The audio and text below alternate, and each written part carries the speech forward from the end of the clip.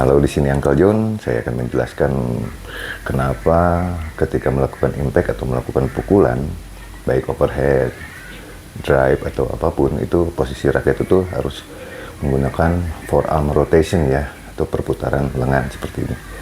Karena memang posisi raket ini memang harus menghadap ke depan. Jadi kepala raket ini harus menghadap ke depan ke arah tujuan pukulannya. Misalnya contoh ke arah depan. Ini posisi raket ini harus seperti ini. Begitupun ketika kita mengarahkan ke arah kiri atau ke kanan lawan, posisi raket harus seperti ini. Jadi tidak dalam keadaan seperti ini.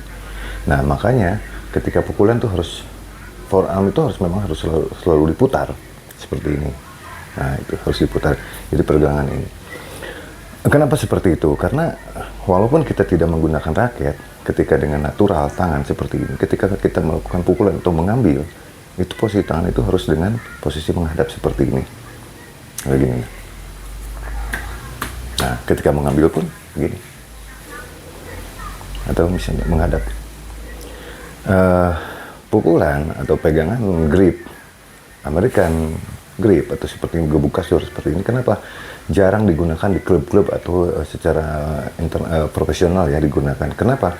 Karena secara logika pun ketika tangan kita dibuka, tangan kita itu menghadap ke samping. Jadi ketika kita melakukan pukulan, ini jadi begini, jadi seperti ini. Dan posisi raket memang akan menghadap, tapi ketika di posisi lain, posisinya tidak akan nyaman. Kecuali kalau orang tersebut mampu menggerakkan secara cepat posisi tangannya, misalnya jadi seperti ini. Nah gitu, ini. Itu mungkin bisa terjadi, tetapi semakin cepat permainan, semakin permainan itu berkembang dengan lawan yang sudah mahir, itu tidak mungkin, kecepatan ini tidak akan terukur dan raket pun akan goyang seperti ini. Nah itu penjelasannya kenapa harus ada forearm rotation seperti ini. Nah itu jadi kita tidak usah repot-repot kenapa sih pukulan itu harus pegangan harus begini, harus begini. Memang intinya raket itu harus menghadap seperti ini. Dan posisi tangan kita harus seperti ini. Dan ketika posisi tangan kita dalam keadaan statis, tangan kita tidak menghadap ke depan. Memang seperti ini. Tetapi ketika melakukan aktivitas, tangan kita dirubah. Tidak begini. Seperti ini. Nah itu. Jadi posisi awal itu mengikuti postur